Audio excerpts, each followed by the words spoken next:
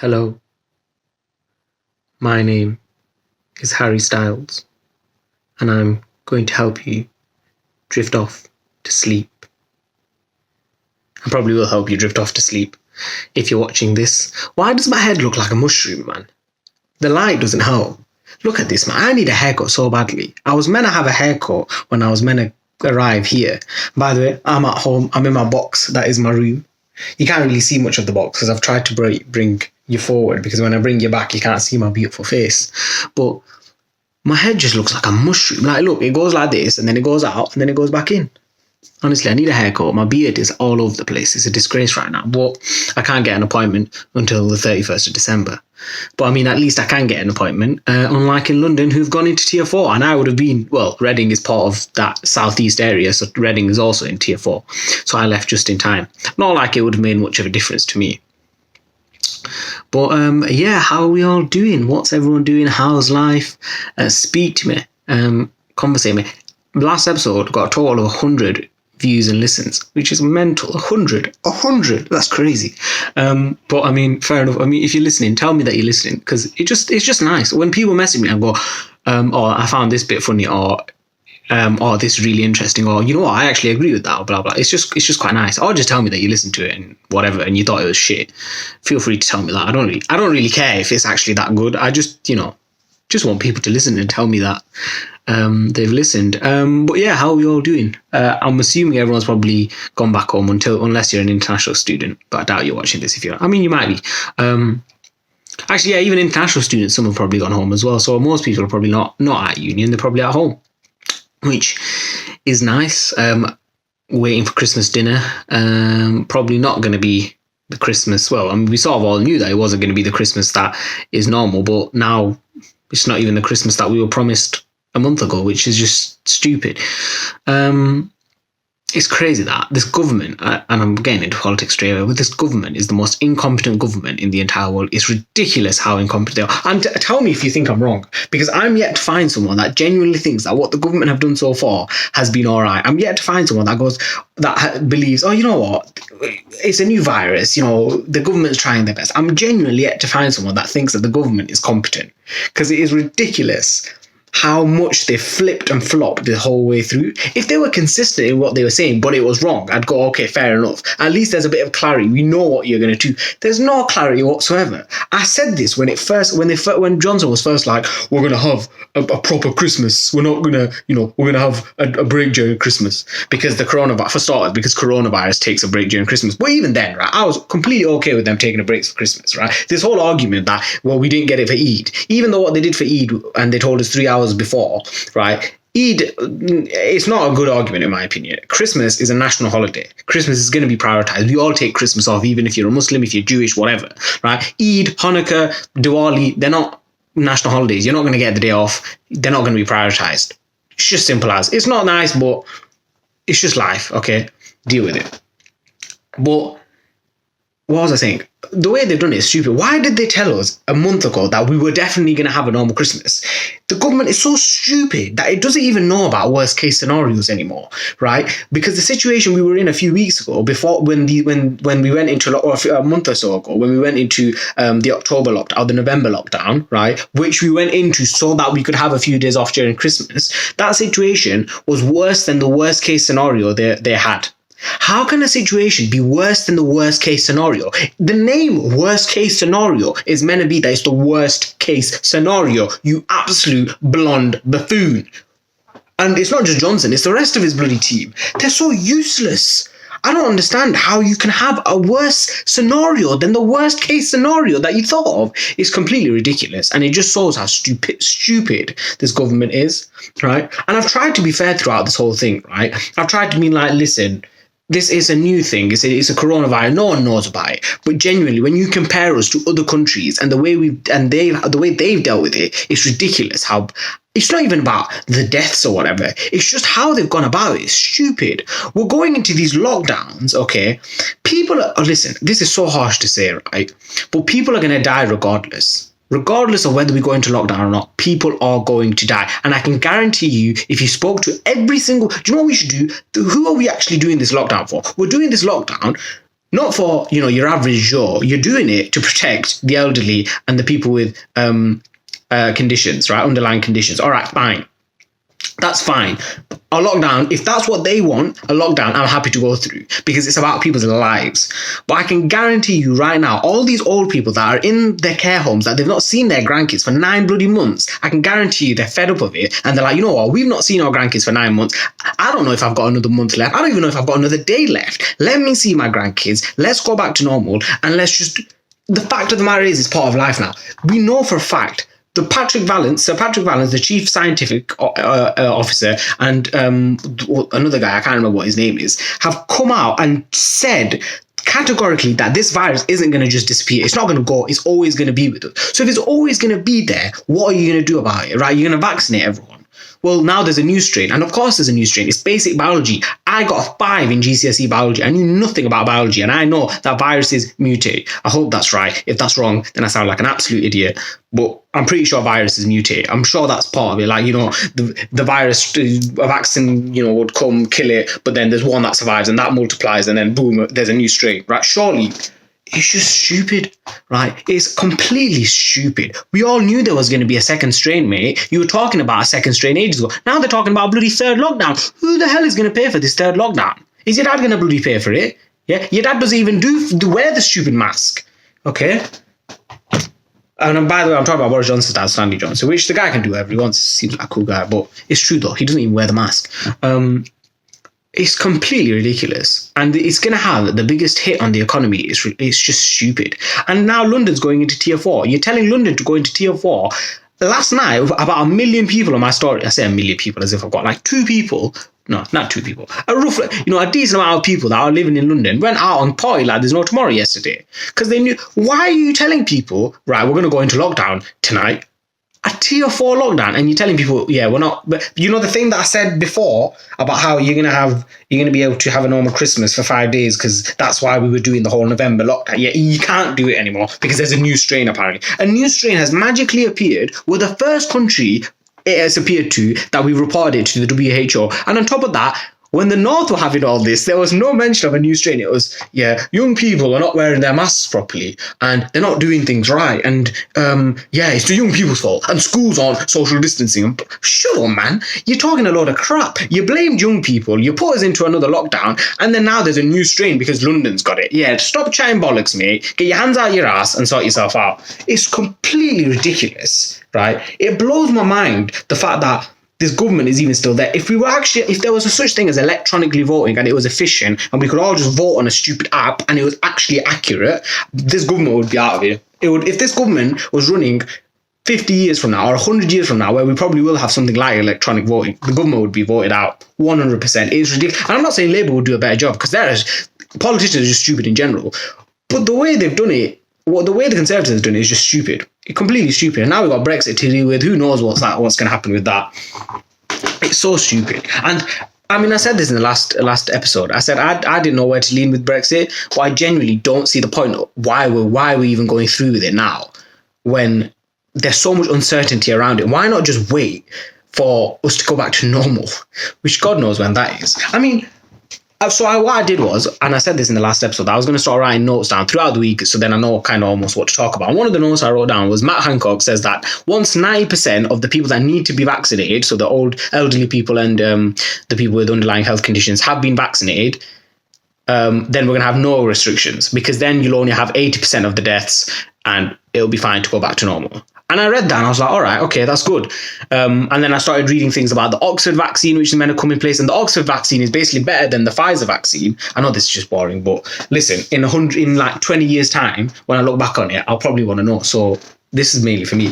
But the Oxford vaccine, basically, you can transfer it easily. The Pfizer vaccine needs to be put in like really cold temperatures. It's really hard to transfer all that stuff and move around the country. Whereas the Oxford vaccine, it's a lot easier to do that. And so because it'll be a lot easier, you can have more of it and you can vaccinate people at a quicker rate. Whilst the Pfizer vaccine, you can't. And then also in America, the Moderna or the Medina vaccine has been approved. So we could probably have a Medina vaccine as well. I don't know why we've got so many vaccines, but we have to. We have done. But I was thinking, right, we're getting more vaccines. That means more people will get vaccinated. That means hopefully no restrictions soon. And I also, then Boris started to kind of almost fiddle around with. He was basically telling people that they can meet up during Christmas, but also telling them that they shouldn't. Now, I didn't actually have a problem with this because, and the reason why I didn't have a problem with this is because he should have been more clear with what he said. I mean, it's Boris. He's never clear. He should have said, legally, we are allowing you to meet up with 5 other households if you want on Christmas Day because we know the sacrifices you've made over the last 9 months and we want you to have a special Christmas. We know it's going to be different. We want you to have the closest thing to what normally Christmas is. But understand that there is a massive impact on deaths, cases, whether you have to isolate afterwards because you might test positive from that, right? But just because we are allowing you to do it does not mean it is now all essentially up to you whether you want to do it, which is fine. There were people on Twitter. Twitter's the worst for this. People complaining, oh, well, Boris Johnson is too confusing. He's telling us we can do it. But, mate, if you want, you can bloody poo on a person's head if you want to, right? Doesn't mean that you should do it, right? You can do it. It's perfectly fine for you to do it, but you probably shouldn't do it, right? That's essentially what it is, right? Use your brain, okay? Let's stop, wanting someone to hold our hand for once. Let's actually, work for ourselves. That message was fine for me. But apart from the fact that it was lacking clarity. But then he talks about going into tier 4, which didn't even exist 2-3 days ago. A tier 4, which is essentially lockdown in all but name. They want to make a tier 4. The South is quite clearly being prioritized, and I can guarantee you that kids in the South, in high schools, in primary schools, will be given all the laptops they need. They need all the technology. Everything that they need is black. Yeah, here you go. We'll pay for it. Don't you worry. Whilst I know people that went into lockdown or that have had to quarantine or have had to do this, that, and the other, young, cousins and stuff like that haven't been given access like that. When the first lockdown happened, I had cousins in London that were given laptops and everything. We were given online lessons. I have cousins here. They weren't given a laptop. They weren't given anything like that. Now, some of them obviously go to housing high schools to get an iPad. All right, fair enough. But it wasn't being subsidised by the government. That was just a thing that Hasna High School do. It's so ridiculous, the fact that how much and we'll see it now, how much London and the South are going to get prioritised. Because they will be. And it's funny because the R rate in certain areas in London have literally been the same as areas in the North.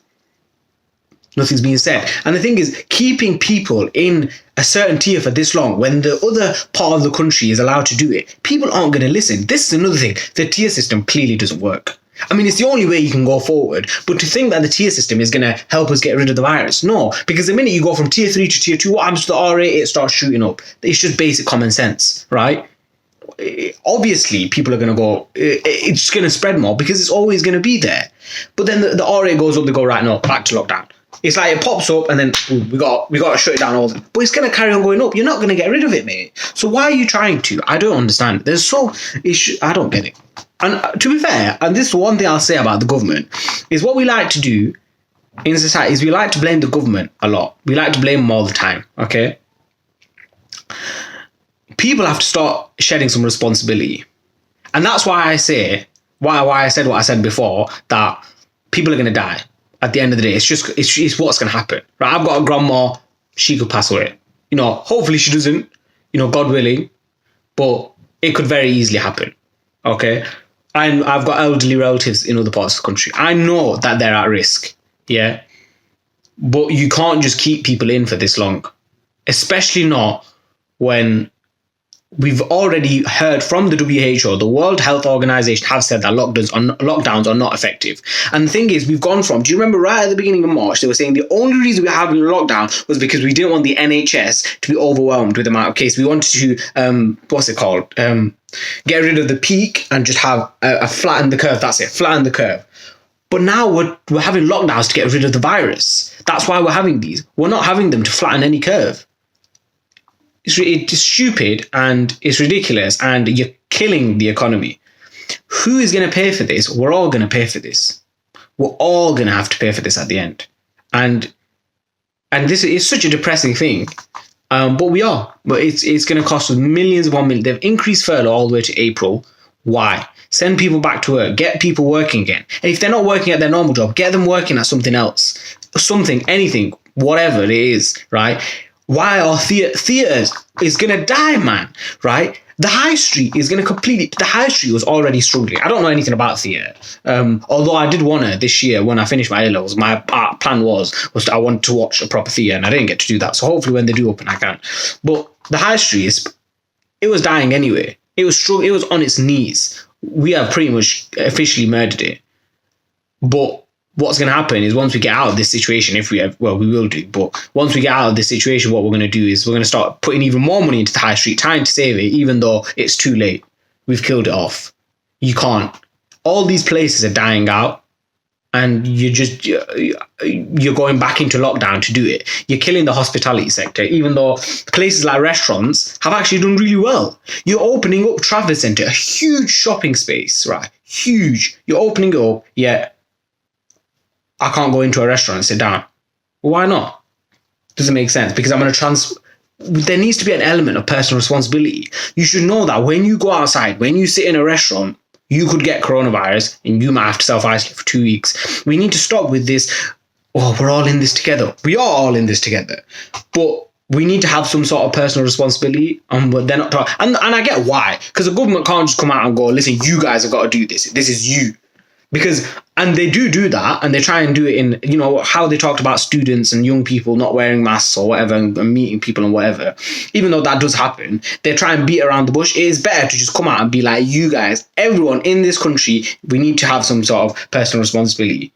Obviously, the government can't do that, because then the media will spin it and be like, but the government's bloody letting us do whatever we want, or whatever, is it clear? And it's like, no, it's not about not being clear. There needs to be some sort of... You can't just blame everything on Boris. Even though I've just blamed everything on Boris now, you just can't. There's got to be some sort of personal responsibility to it. And there's no level of personal responsibility right now, which is just... It's interesting, isn't it? I don't know what you're trying. I think so many more people are like this as well. Is they're getting to a point where they don't even see the point of doing any of this. Almost, you're saying, well, my relatives are still passing away. My friends' relatives are still dying. People are still dying. People are committing suicide because they can't handle this. Lockdown. It's getting to them, which is fair enough, because it's gotten to a lot of people. It's gotten to me, obviously not, thankfully, to not that extent, but it has. It's gotten to a lot of people that I know. But at what point do you just go, we can't do this anymore? I just want to move to New Zealand, if I've been honest. I love New Zealand. After that Christchurch attack, and after I started paying attention to more of what the Prime Minister Jacinda Ardern was doing, I was like, I want to move to New Zealand. I want to live in her country, because the people seem the nicest people in the world. The way they react to the Christchurch attack was phenomenal. The Prime Minister seems like an actual human being and not a robot on stage. They all just seem like robots in this country and in other countries, right? She seems like an actual human that has actual human feelings. And I was like, I just want to move to New Zealand, but you can't even get into New Zealand anymore. I think everyone wants to move to... They've just gone back to normal. Do you know what's weird? Wuhan, right, where it actually started, where's their second strain gone? Where's any of that? And this is what I mean when I say personal responsibility. Everyone compares, right? There's no point of comparing the UK with New Zealand or Australia. We're completely different countries, completely different populations, completely different size of country, yeah? The best comparison that you can make is South Korea. South Korea we've got the same amount of, They've got the same amount of they've got the same amount of cases as we have deaths. They've got the same amount of cases as we've got deaths.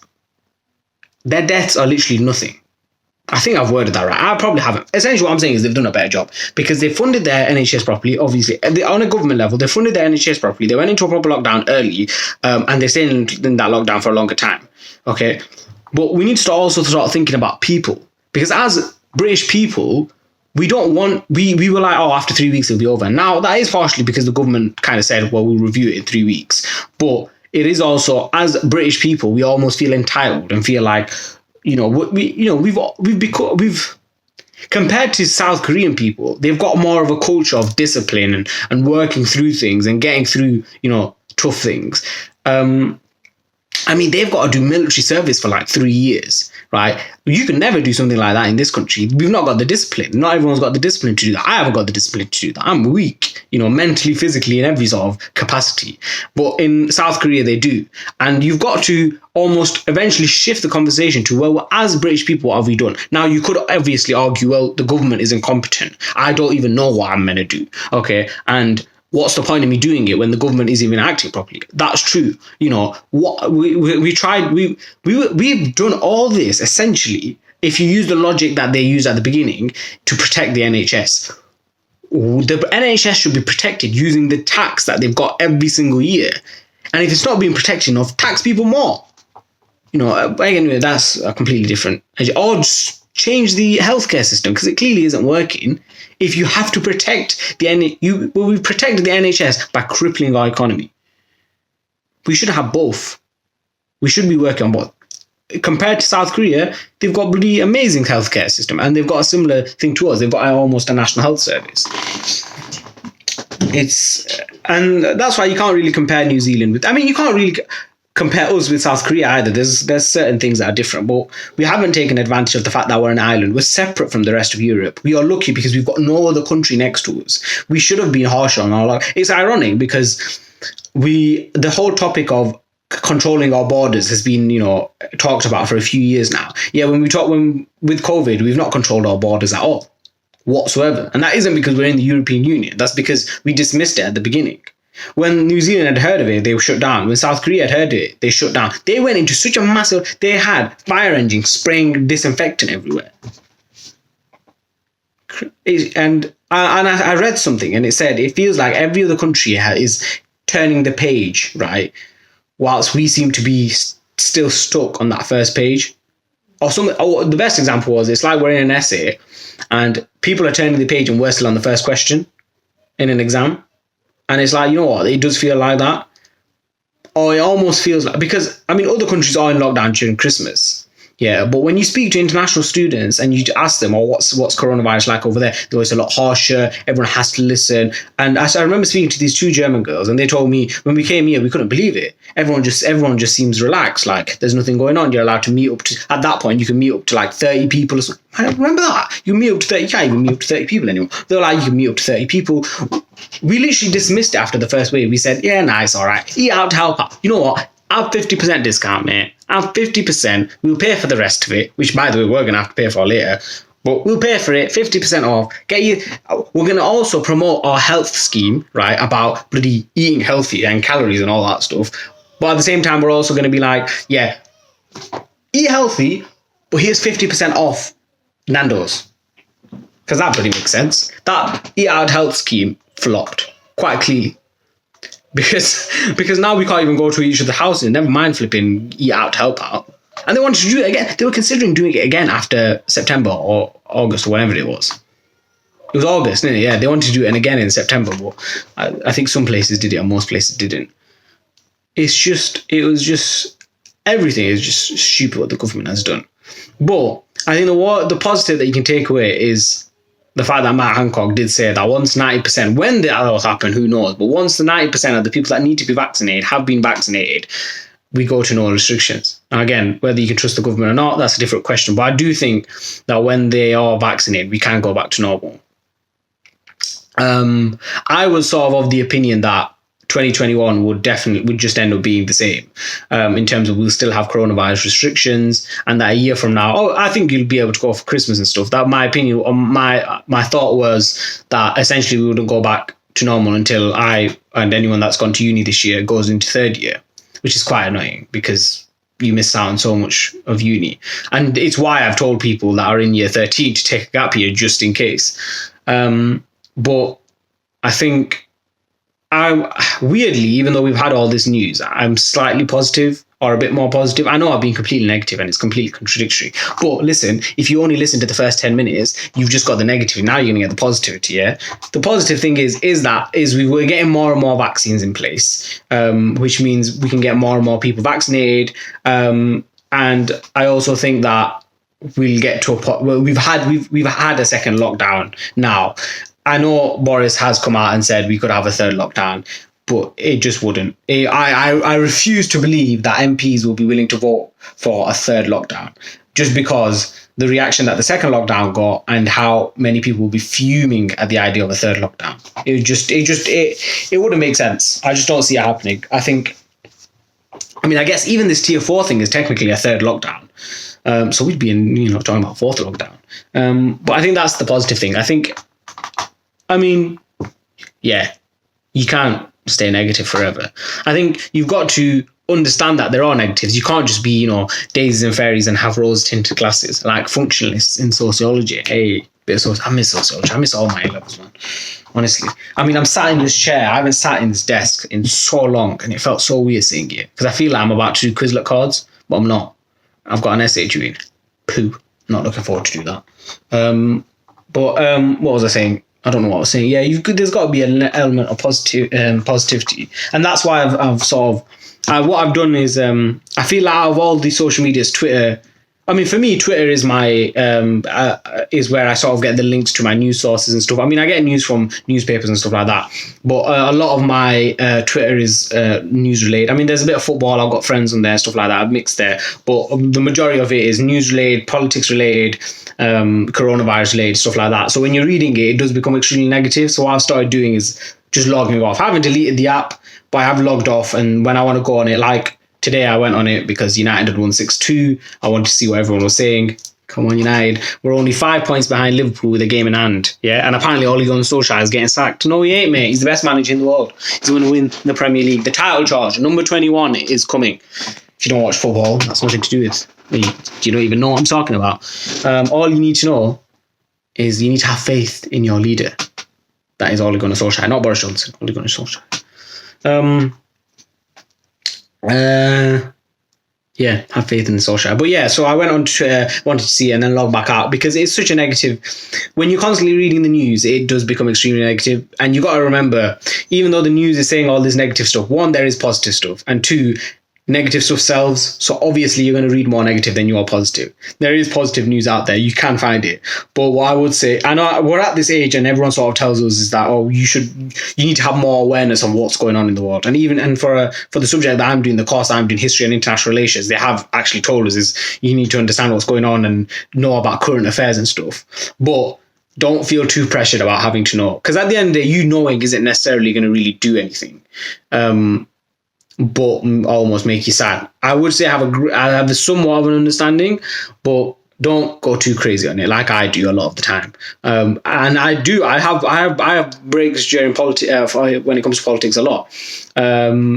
I normally have breaks after elections. So this time last year I was having a break because during elections I take a lot of information in whatever, and then I just sort of take a break for a month. But I think even right now I'm sort of doing that a little bit, not like loads and loads and loads. I do still want to know what's going on, but I would say is take a huge break just out of it, and don't worry about not knowing what's going on, because one, no one really knows what's going on. Two, your newspaper ain't going to tell you what's going on. It's just going to give you negative news. And it's just not good for your mental health. And I did notice that once I did log out of Twitter and I wasn't going on it. Like I would click on it because automatically you click on your social medias when you're bored, and then I would go on it and I'd have to sign in. But then when I had to sign in, I was like, oh yeah, I remember why I went off it, because it affects my mental health a lot. So I just go off it and not bother. Because I've sort of made my Snapchat is almost just like fun, messaging people, putting random stuff on my story, and it's just a bit of fun. Instagram is like, sports, clothes, friends, stuff like that, and then Twitter is a massive news source.